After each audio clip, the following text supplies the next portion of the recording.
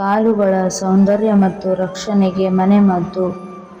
ನಿಂಬೆ ರಸಕ್ಕೆ ಸ್ವಲ್ಪ ಗ್ಲಿಸರಿನ್ ಹಾಕಿ ಮಲಗುವ ಮುನ್ನ ಪಾದಗಳಿಗೆ ಚೆನ್ನಾಗಿ ಹಚ್ಚಬೇಕು. ಇದರಿಂದ ಪಾದಗಳ ಬಿರುಕು ಉಂಟಾಗುವುದಿಲ್ಲ ಹಾಗೂ ಪಾದಗಳ ಬಿರುಕು ಮುಚ್ಚಿಕೊಳ್ಳುತ್ತದೆ. ಸ್ನಾನ ಮಾಡುವಾಗ ಬಿಸಿ ನೀರಿಗೆ ಅರ್ಧ ಲೋಟ ಹಾಲು, ಒಂದು ನಿಂಬೆಹಣ್ಣನ್ನು ಹಿಂಡಿ ಪಾದಗಳಿಗೆ ಹಚ್ಚಿ ಚೆನ್ನಾಗಿ ಮಸಾಜ್ ಮಾಡಿ ಸ್ನಾನ ಮಾಡುವಾಗ ಪಾದಗಳನ್ನು ಮೃದುವಾಗಿ ಉಜ್ಜಬೇಕು.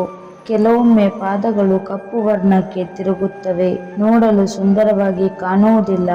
ಪ್ರತಿನಿತ್ಯ ಅರ್ಧ ಬಕೆಟ್ ಬಿಸಿ ನೀರಿಗೆ 2 ಚಮಚದಷ್ಟು ಉಪ್ಪು ಬೆರೆಸಿ ಅದರಲ್ಲಿ ಕಾಲುಗಳನ್ನು 10 ರಿಂದ 15 ನಿಮಿಷಗಳ ಕಾಲ ತೊಳೆಯಬೇಕು.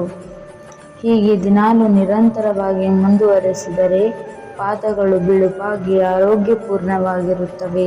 ತಾಜಾ ಕರೆದ ಹಾಲಿನೊಂದಿಗೆ ಸ್ವಲ್ಪ ಅರಿಶಿಣದ ಪುಡಿಯನ್ನು 1 ಚಮಚದಷ್ಟು